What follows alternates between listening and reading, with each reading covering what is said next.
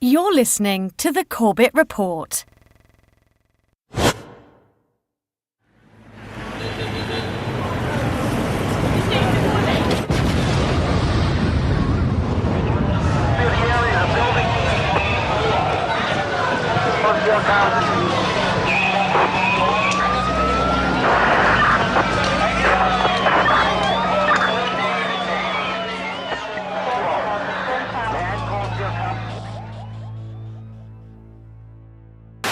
Al-Qaeda terrorist, September the 11th. Al-Qaeda, 9/11 hijackers, jihadist terrorist organizations. Terror attack. Bin Laden. September 11th. Terrorist. The self-confessed mastermind. Osama bin Laden, the leader of Al-Qaeda. Al-Qaeda. Terrible new terrorist organization. September 11th. Our enemy is a radical network of terrorists and every government that supports them.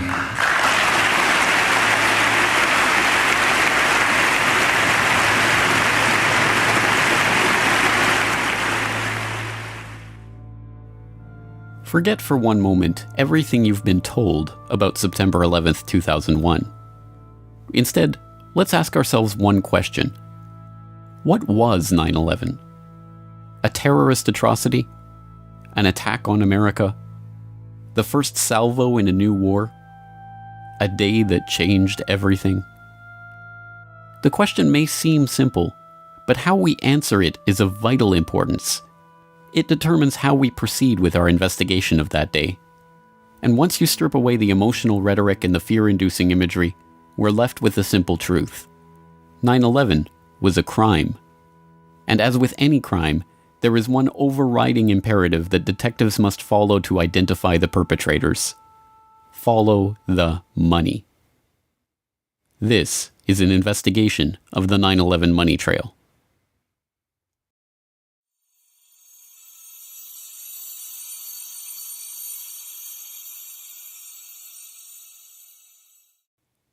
In 1998, the Port Authority of New York and New Jersey agreed to privatize the World Trade Center, the complex of office towers in Lower Manhattan that they had owned and operated since their construction in 1973. In April 2001, an agreement was reached with a consortium of investors led by Silverstein Properties, and on July 24, 2001, Larry Silverstein, who already owned World Trade Center Building 7, signed a 99-year lease for the Twin Towers and Buildings 4 and 5. The lease was for $3.2 billion and was financed by a bridge loan from GMAC, the commercial mortgage arm of General Motors, as well as $111 million from Lloyd Goldman and Joseph Kerr, individual real estate investors. Silverstein Properties only put down $14 million of its own money. The deal was unusual in a variety of ways. Although the Port Authority carried only $1.5 billion of insurance coverage on the WTC complex, which earlier that year had been valued at $1.2 billion, Silverstein had insisted on doubling that amount, insuring the buildings for $3.55 billion. Silverstein's insurance broker struggled to put that much coverage in place and ultimately had to split it among 25 dealers. The negotiations were so involved that only temporary contracts were in place for the insurance at the time the lease was signed, and by September the contracts were still being finalized. Silverstein's group was also explicitly given the right to rebuild the structures if they were destroyed, and even to expand the amount of retail space on the site if rebuilding did take place.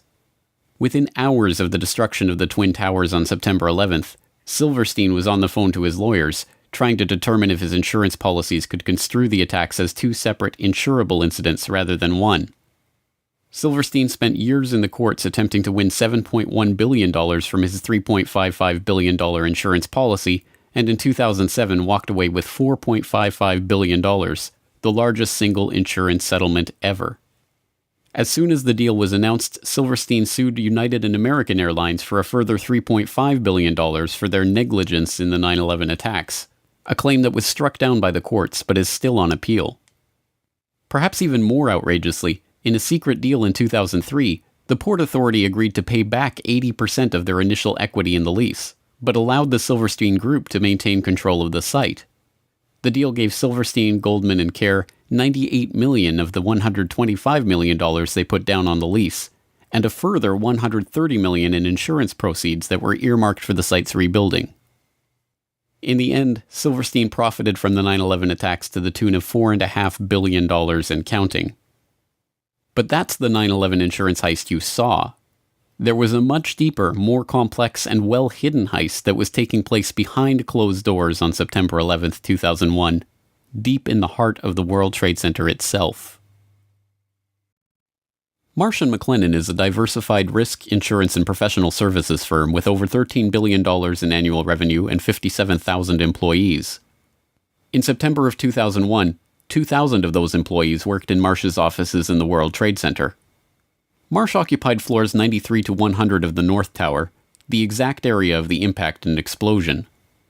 In the year prior to 9/11, Marsh had contracted with Silverstream Software to create an electronic connection between Marsh and its clients for the purpose of creating paperless transactions. Silverstream had already built internet-based transactional and trading platforms for Merrill Lynch, Deutsche Bank, Bankers Trust, Alex Brown, Morgan Stanley, and other financial services firms that were later involved in 9/11, but this new project was unlike anything that had been attempted before. Richard Andrew Grove, the salesperson who handled the Marsh & McLennan project for Silverstream, explains. In 2000, Silverstream was contracted by Marsh to provide a technological solution beyond what we had done for any of the above-named companies, insofar as it would be used to electronically connect Marsh to its major business partners via internet portals for the purpose of creating paperless transactions and expediting revenue and renewal cycles, and built from the ground up at the client's site. Silverstream provided a specific type of connectivity that was used to link AIG and Marsh & McLennan, the first two commercial companies on the planet to employ this specific type of transaction. And in fact, Marsh was presented with something called the Accord Award, ACORD, in the summer of 2001 for being the first commercial corporation to do so. And what you should take away from that is this. It means that no other companies were doing this type of transaction, so the question in your mind should be, what then were Marsh and AIG doing, and why did they need to leverage technologies that no other commercial entity on the face of the earth needed to conduct business? The contract, Silverstream then stationed approximately 30 to 40 developers at Marsh, and this team was led by 2 to 3 managers with whom I liaised to ensure delivery of the solution that was promised.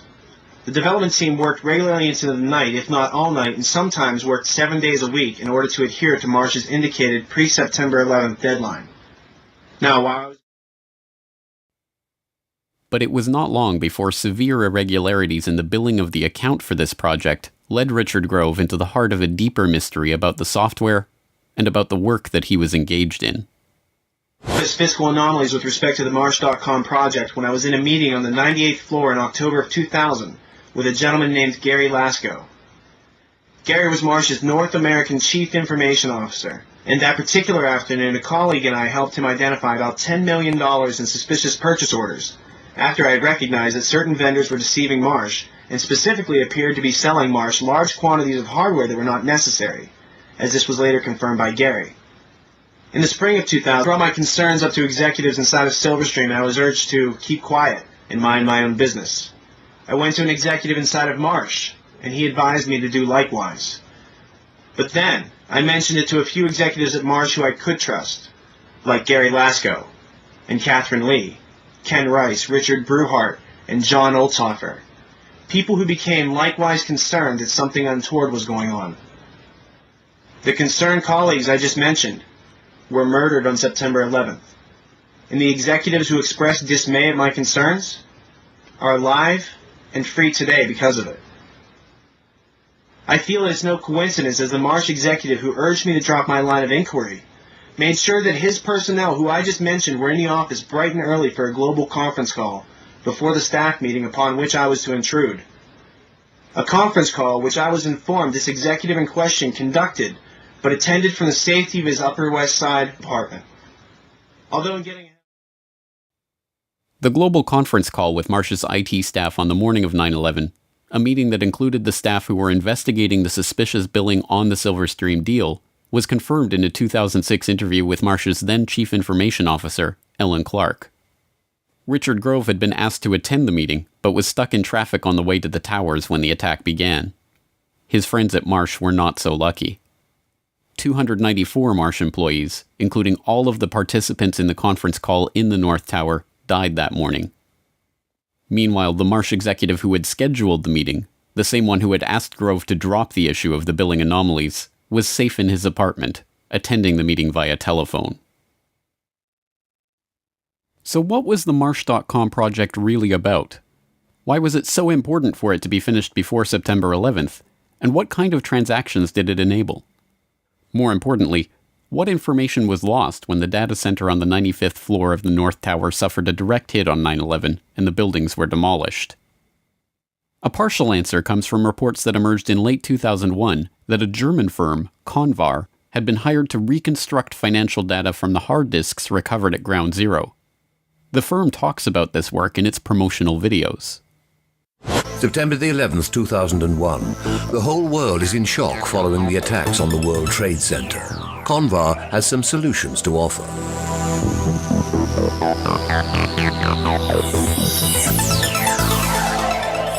Data stored on countless hard drives retrieved from the collapsed towers was believed to have been lost, but Convar specialists can render irreplaceable information readable again at Europe's only high-security data recovery center.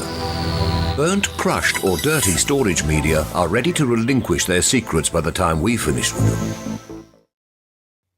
More details about the work comes from an IDG news service story posted to CNN.com in December 2001.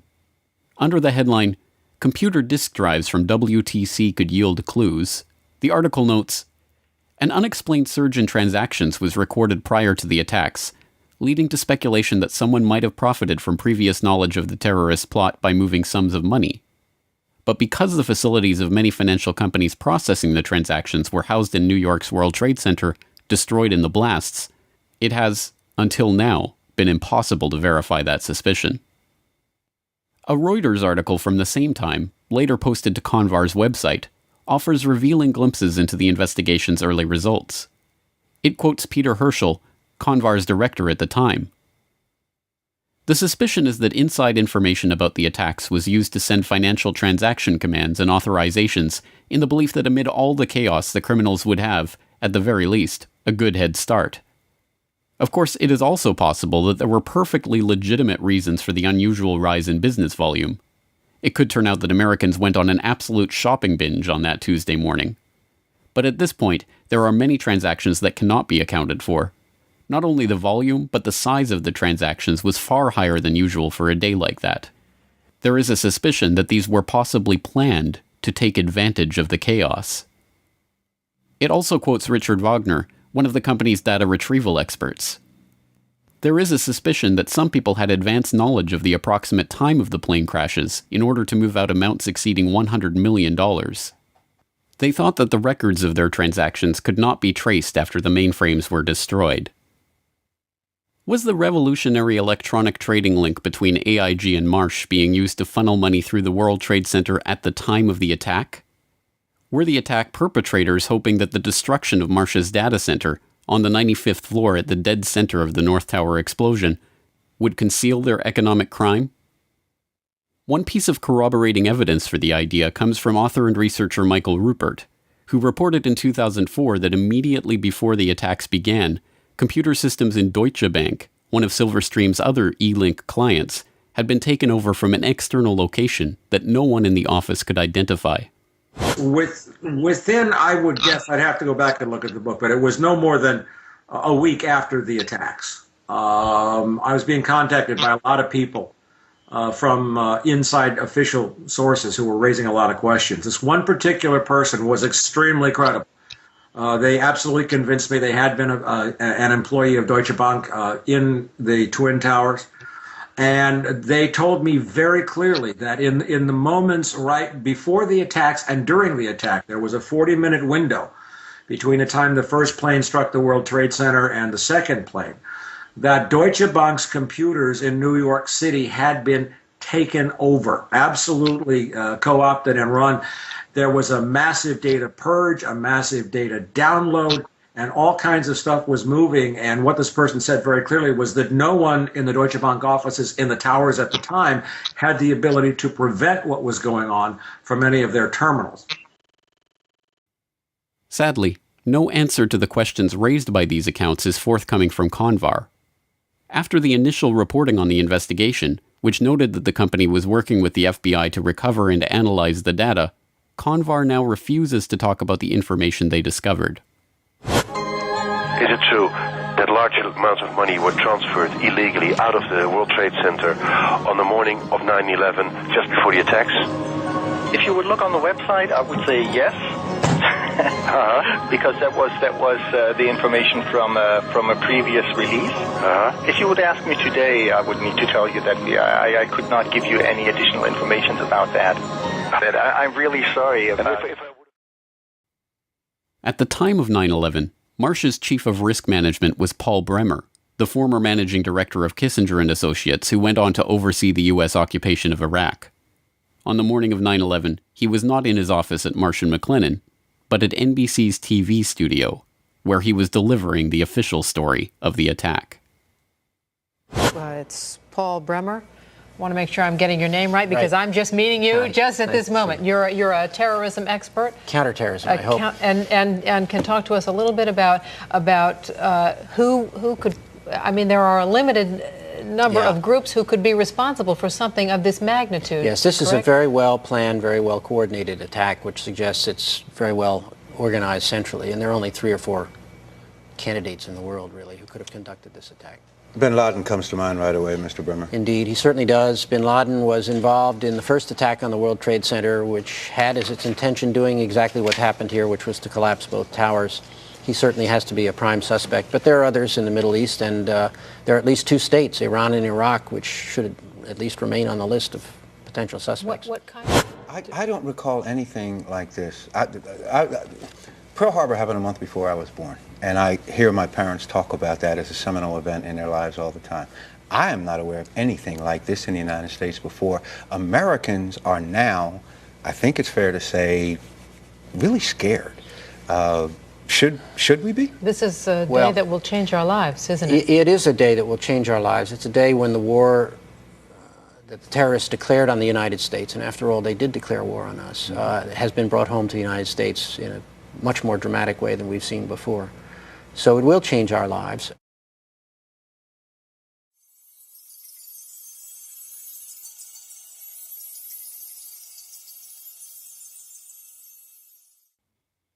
On September 12, 2001, before the dust had even settled on Ground Zero, the Securities and Exchange Commission opened an investigation into a chilling proposition: that an unknown group of traders with advanced knowledge of the 9/11 plot had made millions betting against the companies involved in the attacks. What many Wall Street analysts believe is that the terrorists made bets that a number of stocks would see their prices fall. They did so by buying what are called puts. If you bet right, the rewards can be huge. The risks are also huge, unless, of course, you know something bad is going to happen to the company you're betting against. This could very well be insider trading at the worst, most horrific, most evil use you've ever seen in your entire life. One example, United Airlines. The Thursday before the attack, more than 2,000 contracts betting that the stock would go down were purchased. 90 times more in one day than in 3 weeks. When the markets reopened, United's stock dropped. The price of the contracts soared, and someone may have made a lot of money fast. $180,000 turns into $2.4 million when that plane hits the World Trade Center. It's almost the same story with American Airlines. That's a 5-fold increase in the value of what was a $337,000 trade on Monday. All of a sudden becomes what? $1.8 million. And there's much more, including an extraordinarily high number of bets against Morgan Stanley and Marsh & McLennan, 2 of the World Trade Center's biggest tenants. Could this be a coincidence? This would be one of the most extraordinary coincidences in the history of mankind if it was a coincidence. Although the put options on American and United Airlines are usually cited in reference to the 9/11 insider trading, these trades only represent a fraction of the suspicious trades leading up to the attack. Between August 20th and September 10th, abnormally large spikes in put option activity appeared in trades involving dozens of different companies whose stocks plunged after the attack, including Boeing, Merrill Lynch, JP Morgan, Citigroup, Bank of America, Morgan Stanley, Munich Re, and the AXA Group.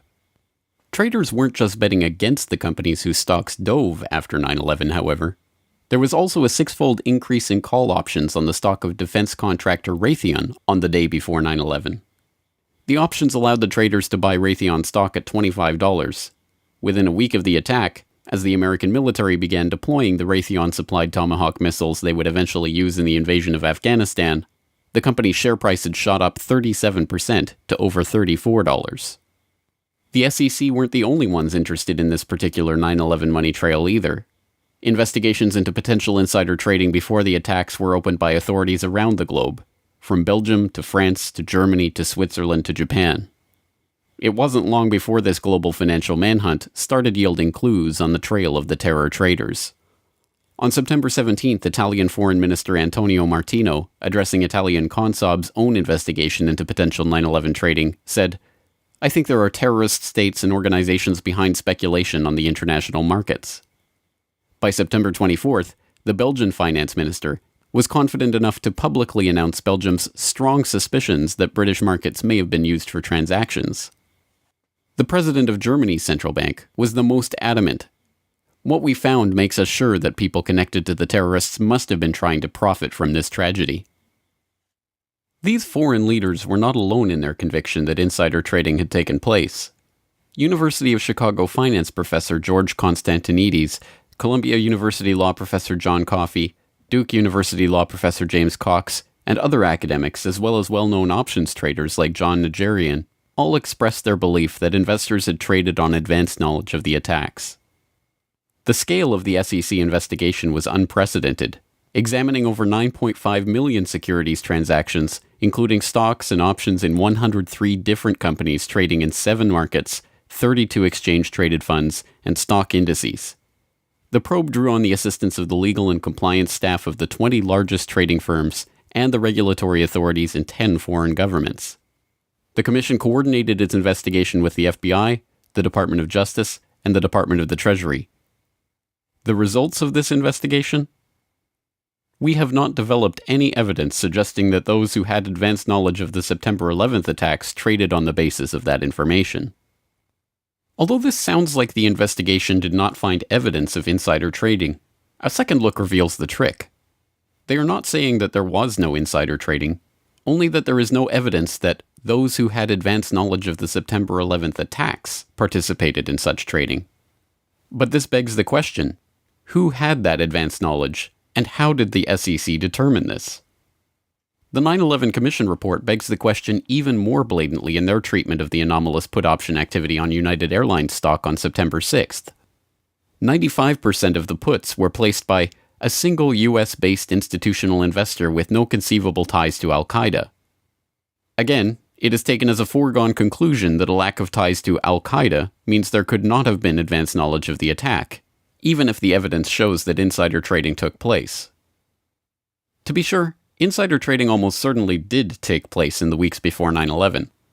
Although some have used the Commission report to conclude that the story was debunked, the intervening years have seen the release of not one, not two, but 3 separate scientific papers concluding with high probability that the anomalous trading was the result of advanced knowledge.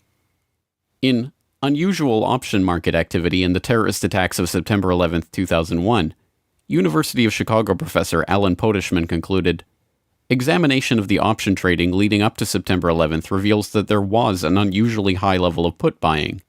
This finding is consistent with informed investors having traded options in advance of the attacks."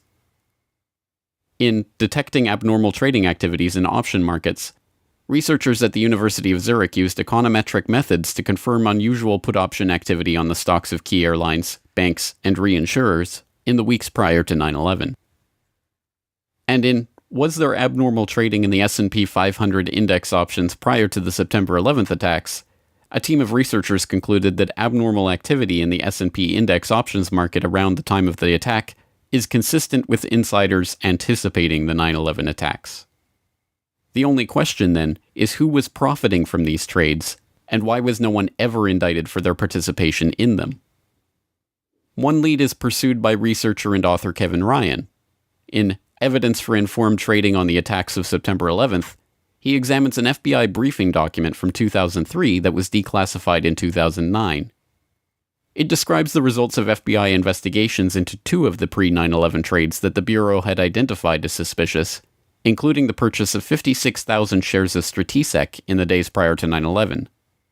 Stratisec provided security systems to airports, including, ironically, Dulles Airport, as well as the World Trade Center and United Airlines, and saw its share price almost double when the markets reopened on September 17, 2001. The trades traced back to a couple whose names are redacted from the memo, but are easily identifiable from the unredacted information.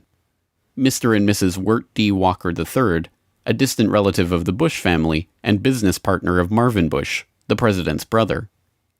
The document notes that the pair were never even interviewed as part of the investigation because it had revealed no ties to terrorism or other negative information. In addition to begging the question, this characterization is provably false, as Ryan noted in a conversation with financial journalist Lars Schall. Wirt Dexter Walker at Stratesec hired several people from a company called the Carlyle Group. And the Carlyle Group had bin Laden family members as investors. Also, Wirt Walker's fellow director, James Abrahamson, was a close business associate of a man named Mansour Ijaz, a Pakistani businessman. And Mansour Ijaz claimed to be able to contact Osama bin Laden on multiple occasions. So there does seem to be some circumstantial evidence indicating that these people were connected to Al-Qaeda, at least to the point where we should investigate. And isn't it true that also some members of the bin Laden family were actually in Washington at a gathering of the Carlyle Group on 9/11? That's true.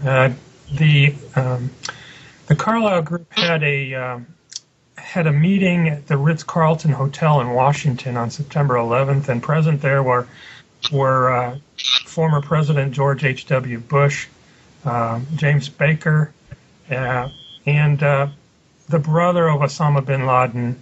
I believe his name was Salem. I can't recall his exact name. But they were there, investors from the bin Laden family, meeting with Carlyle Group representatives in Washington on September 11th.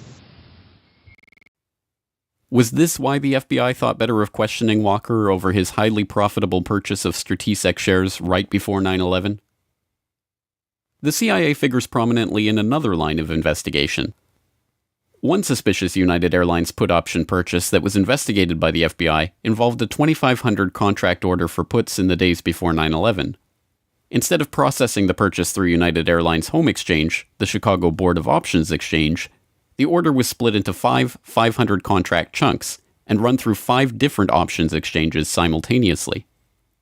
The unusual order was brokered by Deutsche Bank Alex Brown, a firm that until 1998 was chaired by A.B. Buzzy Krongard, a former consultant to CIA Director James Woolsey, who at the time of 9/11 was himself the executive director of the CIA.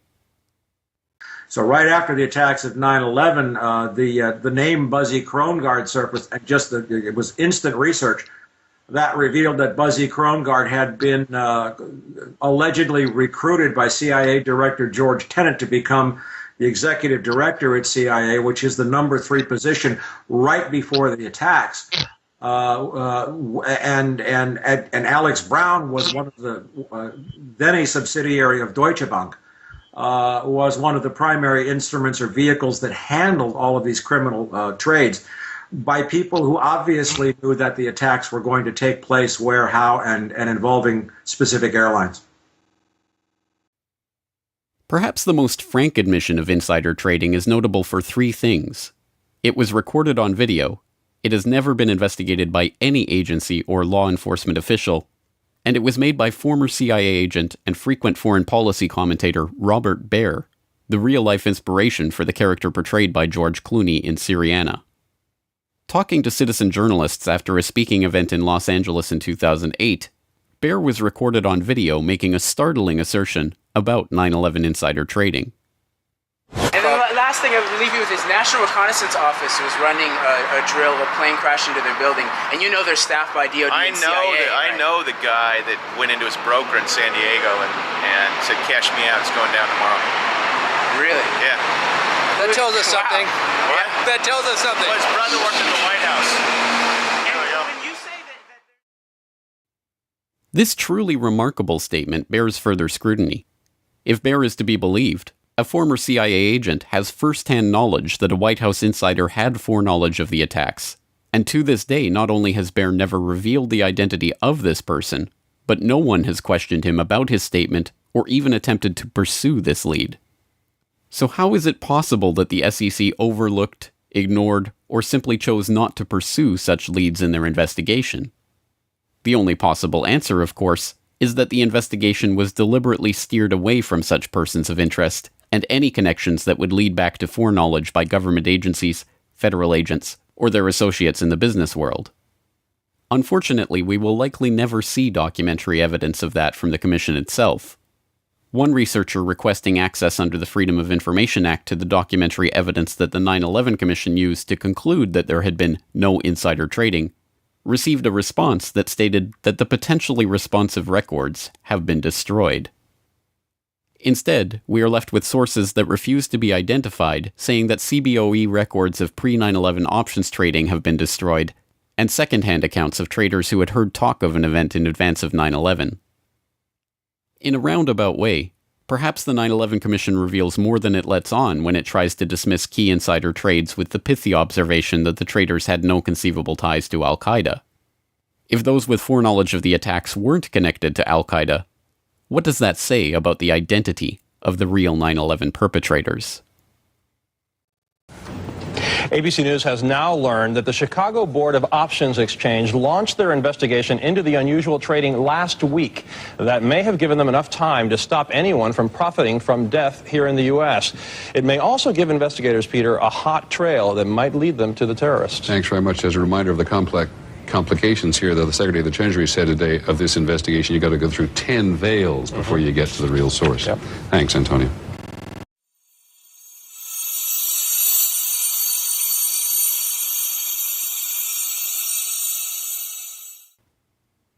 P-Tech was a Quincy, Massachusetts-based company specializing in enterprise architecture software, a type of powerful computer modeling program that allows large-scale organizations to map their systems and employees and to monitor them in real time.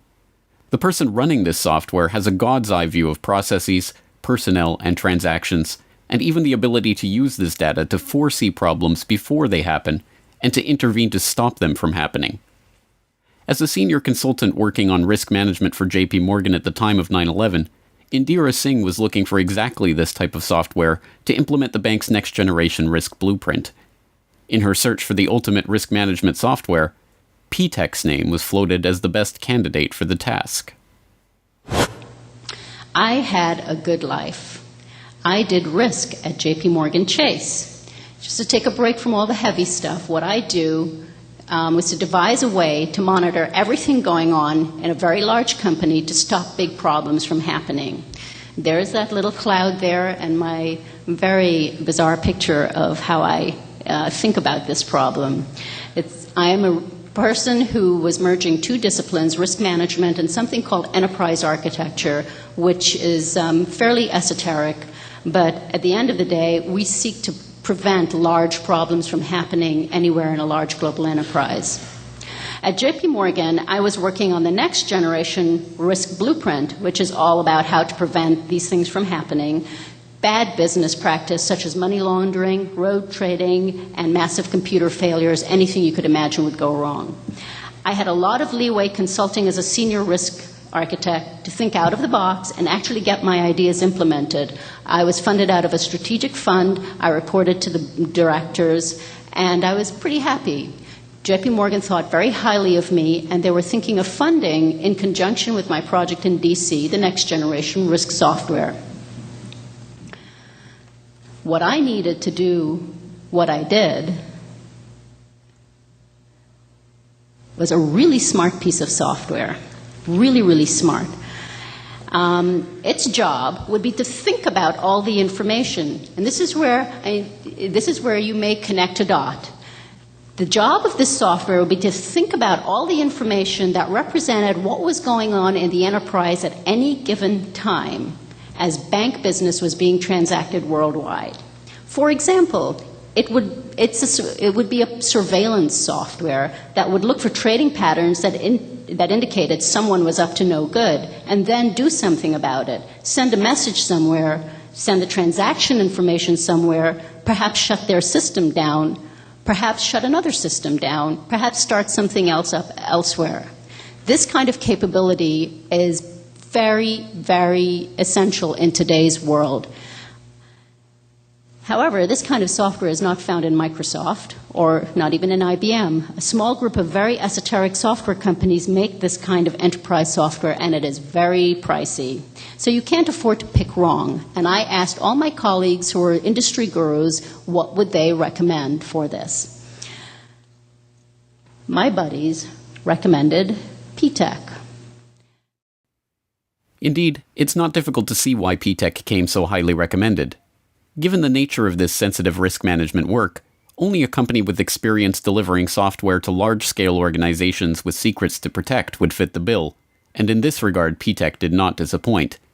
Their client roster included a veritable who's who of top-level corporate and governmental clients: the FBI, the IRS, NATO, the Air Force, the Naval Air Command, the Departments of Energy and Education, the Postal Service, the U.S. House of Representatives, the Department of Defense, the Secret Service, even the White House. From the inner sanctum of the White House to the headquarters of the FBI, from the basement of the FAA to the boardroom of IBM, some of the best secured organizations in the world, running on some of the most protected servers housing the most sensitive data, welcomed P-TECH into their midst. P-TECH was given the keys to the cyber kingdom to build detailed pictures of these organizations, their weaknesses and vulnerabilities, and to show how these problems could be exploited by those of ill intent. But like all such systems, it could be exploited by those of ill intent for their own purposes, too. Given the nature of the information and secrets being kept by its clients, it should come as no surprise that many of P-TECH's top investors and employees were men with backgrounds that should have been raising red flags at all levels of the government. And as it turns out, at least one of these men did raise red flags with a pair of diligent FBI field agents. In the late 1990s, Robert Wright and John Vincent, FBI special agents in the Chicago field office, were running an investigation into terrorist financing called vulgar betrayal. From the very start, the investigation was hampered by higher-ups. They were not even given access to the computer equipment needed to carry out their work. Through Wright and Vincent's foresight and perseverance, however, the investigation managed to score some victories, including seizing $1.4 million in terrorist funds. According to Wright, these funds were linked directly to Saudi businessman Yassin Qadi. Yassin al-Qadi is a multimillionaire businessman and philanthropist who, according to Business Associates, liked to boast of his relationship with former Vice President Dick Cheney. But in the late 1990s, he was sanctioned by the UN Security Council for his suspected links to al-Qaeda, and after 9/11 he was put on a terrorist watch list by the US Treasury for his suspected ties to terrorist financing. During the 1990s, as vulgar betrayal was being thwarted from opening a criminal investigation into his activities, the Qadi-backed investment firm Sarmony Limited became an angel investor to a software startup called P-TECH, providing $5 million of the initial $20 million of capital that got P-TECH off the ground. At the time, P-TECH's CEO denied that al-Qadi had any involvement with the company other than his initial investment, but the FBI now maintains he was lying, and that in fact al-Qadi continued investing millions of dollars in the company through various fronts and investment vehicles. Company insiders told FBI officials that they were flown to Saudi Arabia to meet P-TECH's investors in 1999, and that al-Qadi was introduced as one of the owners.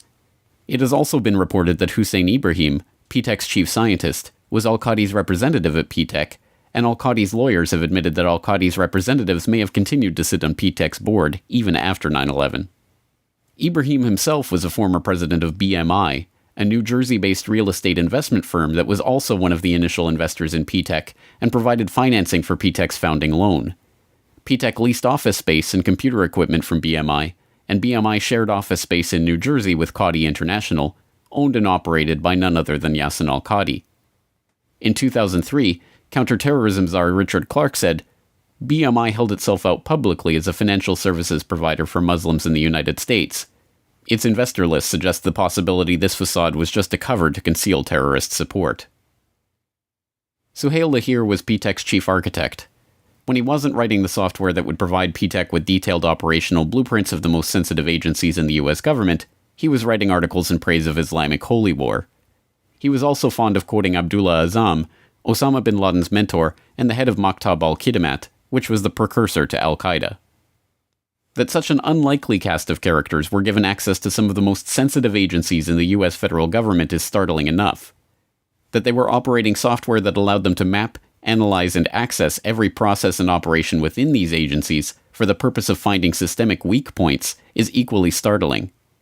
Most disturbing of all, though, is the connection between P-TECH and the very agencies that so remarkably failed in their duty to protect the American public on September 11th, 2001. Could you describe the relationship of P-TECH with the FAA? Now, P-TECH worked with the FAA for several years, didn't they? Yes, they worked the FAA. It was a joint project between P-TECH and MITRE, and they were looking at, it's interesting, they were looking at basically holes in the FAA's interoperability with responding with other agencies, law enforcement, in the case of an emergency such as a hijacking. So they were looking for the escalation process, what people would do, how they would respond in case of an emergency, and find the holes and make recommendations to fix it.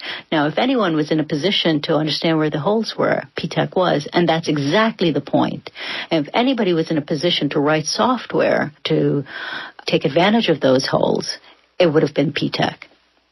Now, was there a reference to P-TECH having operated in the basement out of the FAA? Yes.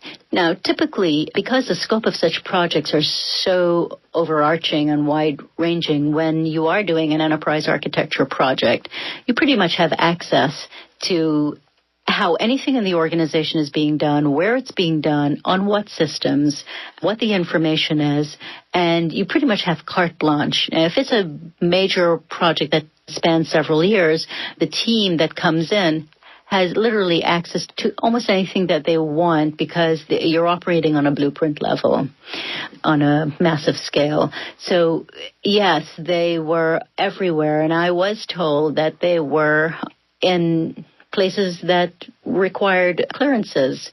I was told that they had log-on access to FAA flight control computers. I was told that they had passwords to many computers that you may not on the surface think has anything to do with finding out holes in the system. But let's say you've said, okay, you isolated a part of a process, of a notification process that was mediated by a computer, and you wanted to investigate it further, then you would typically get log-on access to that computer. And from that, back upstream or downstream. So who knows? You know, from my own experience, I could have access to almost anything I wanted to in JP Morgan Chase. And didn't, for the reason if anything went wrong, I didn't want to have the access. But if you were up to no good as an enterprise architect with such a mandate, you typically could have anything you wanted. So who was really behind P-TECH? Did Ziadi, Ibrahim, and the others somehow evade the due diligence of all of the government agencies and multinational corporations that P-TECH contracted with? Did P-TECH just happen to end up working on the interoperability of the FAA and the Pentagon systems on the morning of 9/11? Did al-Qadi's friend Dick Cheney really know nothing of Qadi's connections or activities? Was this all some devious al-Qaeda plot to infiltrate key systems and agencies of the US government? Not according to the people who were really investigating the company. So what did the 9/11 Commission have to say about P-TECH? Absolutely nothing. The co-chair of the commission, Thomas Kane, had been involved in a $24 million real estate transaction with BMI, one of the P-TECH investors, but no mention was made of that at the time, and the commission never looked into P-TECH or its activities on 9/11. Meanwhile, Cheney's friend al-Qadi has since been removed from the Swiss, European, UN Security Council, and US Treasury terrorist sanctions lists. And Robert Wright? After Vulgar Betrayal was shut down, the FBI did eventually raid P-TECH's offices in December of 2002, but not before the company was given 2 weeks advance warning of the raid. The very next day, then Homeland Security Chief Tom Ridge declared that P-TECH in no way jeopardizes the security of the country. Osama Ziadi is still wanted by the FBI for lying about al-Qadi's involvement with the company, but the case is now cold. To the families and victims,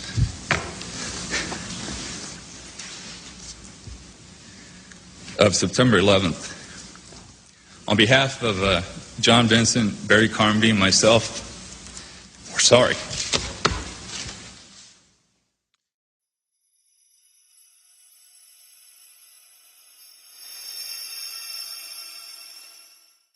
The topic today is an adversary that poses a threat, serious threat to the security of the United States of America. This adversary is one of the world's last bastions of central planning. It governs by dictating 5-year plans. From a single capital, it attempts to impose its command across time zones, continents, oceans, and beyond.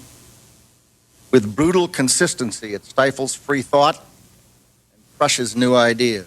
It disrupts the defense of the United States and places the lives of men and women in uniform at risk. On September 10th, 2001, Defense Secretary Donald Rumsfeld declared a new war.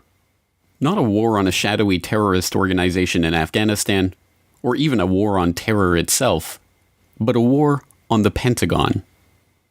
The adversary is closer to home. It's the Pentagon bureaucracy. Perhaps it is no surprise that Rumsfeld felt compelled to declare a war on the Pentagon's bureaucracy. The issue of the Pentagon's $2.3 trillion accounting nightmare had been dogging him since his confirmation hearings in January of 2001.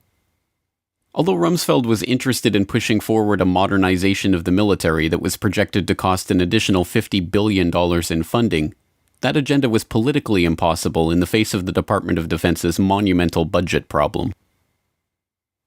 How can we seriously consider a $50 billion increase in the defense budget when DOD's own auditors say the department cannot account for $2.3 trillion in transactions in 1 year alone? Now, my question to you is, Mr. Secretary, what do you plan to do about this? Decline the nomination.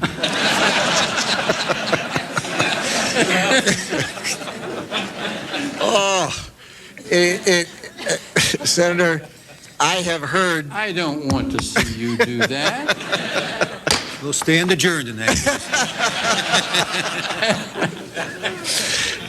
Senator, I have heard some of that and read some of that, that the department is not capable of auditing its books. It is... I was going to say terrifying. Terrifying only begins to describe the problem.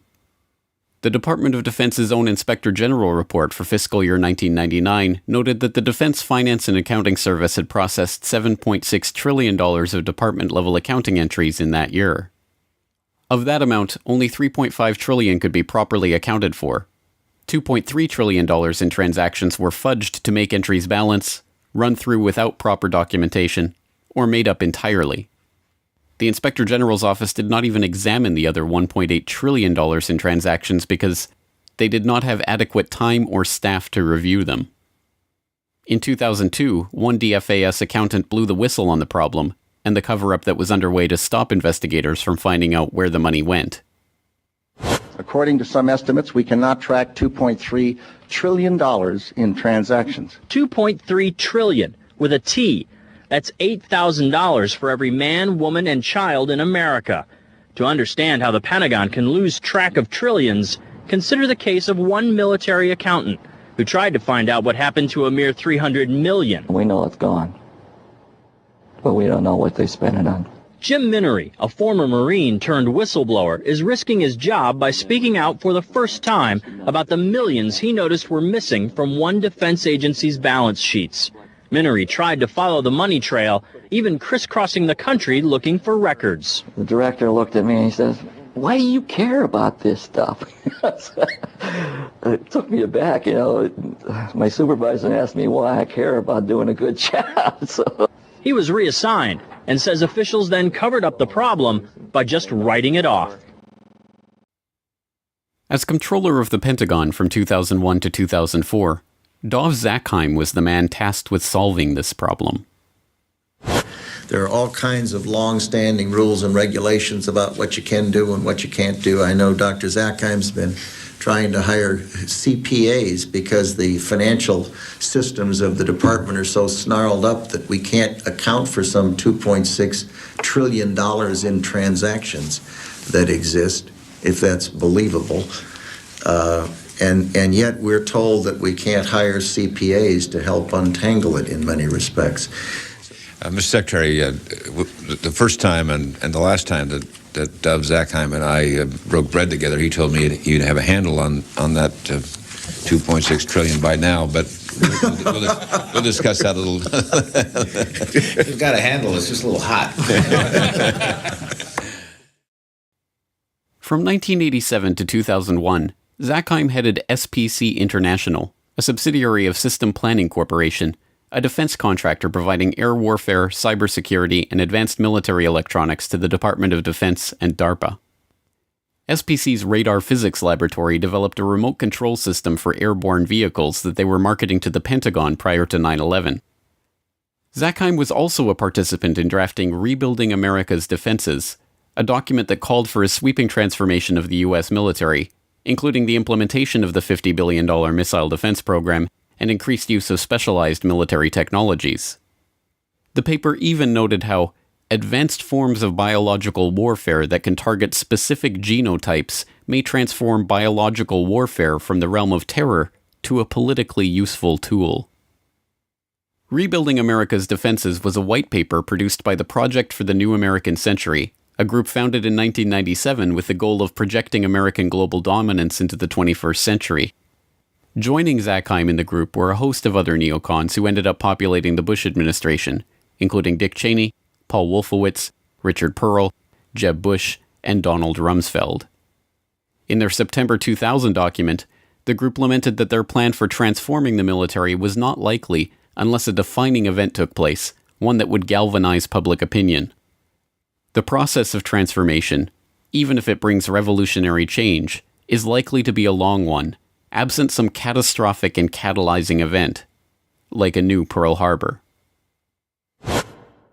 We know that the thing that tends to register on people is fear, and we know that tends to happen after there's a Pearl Harbor, tends to happen after there's a crisis. And that's too late for us. We've got to be smarter than that. We've got to be wiser than that. We have to be more forward-looking. There's a wonderful book on Pearl Harbor by Roberta Wohlstetter and a foreword by Dr. Schelling that talks about this problem of seeing things happen and not integrating them in your mind and saying, yes, we need to be doing something about that now. That I reread periodically because it's so important. And on 9/11/2001, America received its new Pearl Harbor. The attack on the Pentagon struck Wedge 1 on the west side of the building. An office of the U.S. Army called Resource Services Washington had just moved back into Wedge 1 after renovations had taken place there. The office was staffed with 45 accountants, bookkeepers, and budget analysts. 34 of them were killed in the attack. A 2002 follow-up report from the DoD Inspector General on the missing trillions noted that a further $1.1 trillion in made-up accounting entries were processed by the Pentagon in fiscal year 2000, but they did not even attempt to quantify the missing funds for 2001. The Secretary of the Army, Thomas White, later explained they were unable to produce a financial report for 2001 at all, due to the loss of financial management personnel sustained during the September 11th terrorist attack. Before becoming Secretary of the Army, Thomas White was a senior executive at Enron. Enron was one of the largest energy companies in the world, posting a $111 billion profit in 2000, before being exposed as an elaborate corporate accounting fraud in 2001. The SEC, which investigated the Enron scandal, occupied the 11th to 13th floors in World Trade Center Building 7, and their offices were destroyed on 9/11, destroying 3,000 to 4,000 documents on active investigations in the process.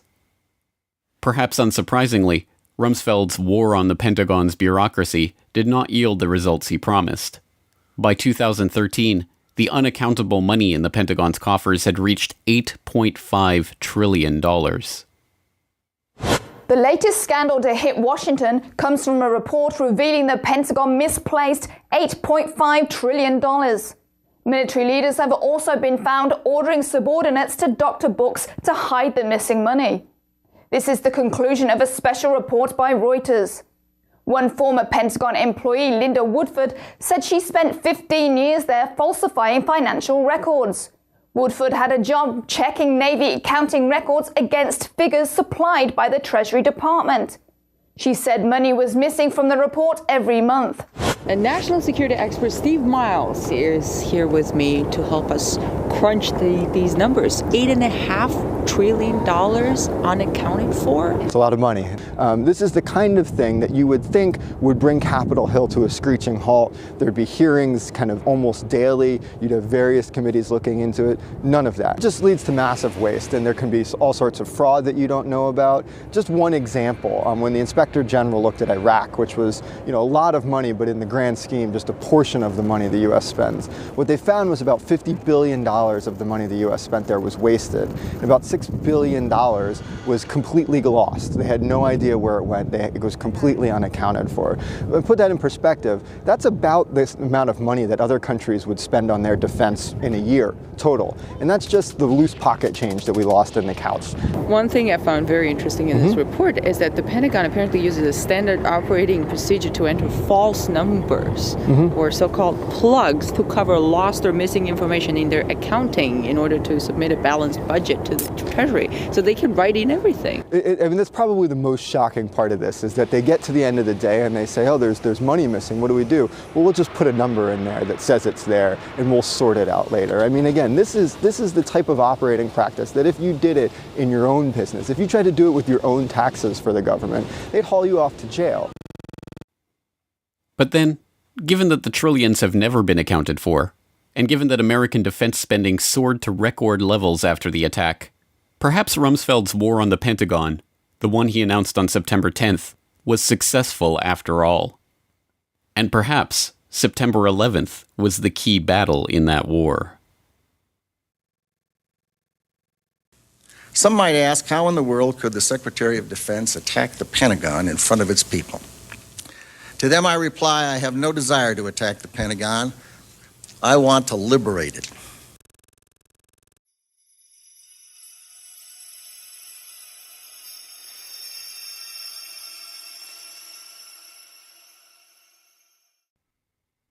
Insurance scams and insider trading, electronic fraud and vulgar betrayal, missing money and evidence destroyed. There are at least 8.5 trillion reasons to investigate the money trail of 9/11. Curious, then, that the U.S. government's final word on the attacks, the 9/11 Commission report, concluded that the money trail was not worthy of investigation at all. In Chapter 5 of the report, the Commission noted, "To date, the U.S. government has not been able to determine the origin of the money used for the 9/11 attacks. Ultimately, the question is of little practical significance." 9/11 was a crime, and as every detective knows, the first rule of criminal investigation is to follow the money. So why did the 9/11 Commission specifically reject this rule? The answers to 9/11 are not going to come from the suspects of the crime. Instead, it's up to investigators to continue to unearth the true evidence on the 9/11 money trail. Follow the money.